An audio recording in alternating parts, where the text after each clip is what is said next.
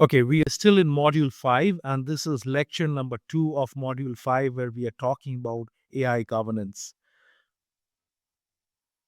Model drift is an inevitable reality in AI. So, this is a predictable decay of performance when real world data shifts from what the model was trained on.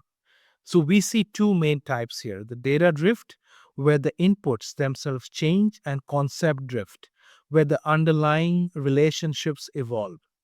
So this is not a flaw in the vendor's product, it is a fundamental property of dynamic environments. Understanding this inevitably Understanding this inevitability is crucial for leaders. It means we must actively monitor our AI systems, not just deploy them and forget them. This leads us to the critical dimensions of AI performance monitoring. So, moving beyond just accuracy, we need a comprehensive view of AI performance. So here I have identified four key dimensions for monitoring. First, the model performance, which is a technical accuracy over time owned by IT and data teams. The second is the operational outcomes, focusing on the real world impact, owned by operations and finance. The third is equity indicators, which is ensuring consistent performance across different subgroups, a critical governance responsibility. And finally, user trust and adoption, which measures frontline's trust and adherence to design. This is the last dimension. User trust is often the most predictive of long term sustainability. It is a leading indicator, and it brings us to a powerful metric: the override rate. So the override rate acts as the check engine light for your AI systems. It is a direct measure of user trust and adoption. A very low override rate, let's say under 5%, can signal automation bias, where staff might be deferring without proper judgment. A healthy rate between 5 and 25 percent indicates good collaboration, where staff apply judgment when the AI's confidence is lower. But a higher override rate, let's say above 25%, is an urgent warning. It signals low trust, alert fatigue, or model degradation and demands immediate review, potentially even suspension. So, a climbing override rate is often the earliest signal of model drift, giving leaders a critical early warning. This metric helps us decide if we need to retrain, replace, or decommission an AI model.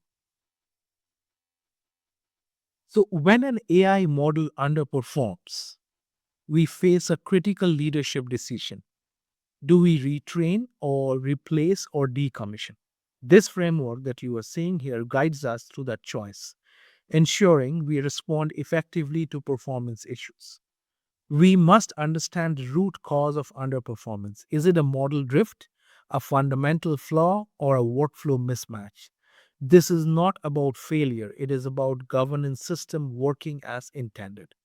We will see how this framework plays out in the real world scenarios next. Now we bring it all in one piece with this AI initiative evaluation worksheet, a comprehensive tool for your leadership judgment. This artifact provides a complete decision architecture covering the entire AI lifecycle from use case to the governance. It includes ready to use frameworks like what we have discussed, like the problem diagnostic and the vendor scorecard. This is an executive level output designed for presentation to boards and CMOs or CIOs.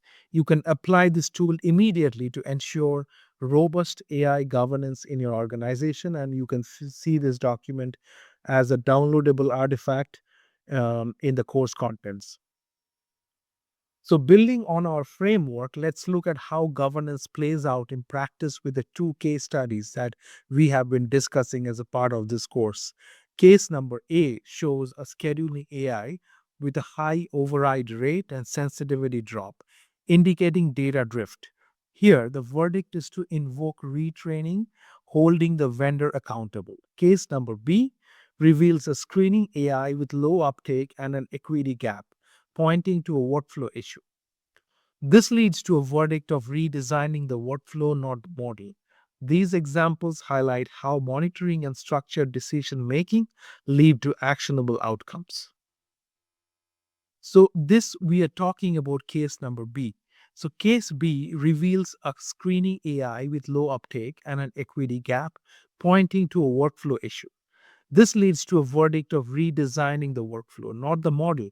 These examples highlight how monitoring and structured decision making leads to actionable outcomes. Okay, we'll continue this in the next lecture.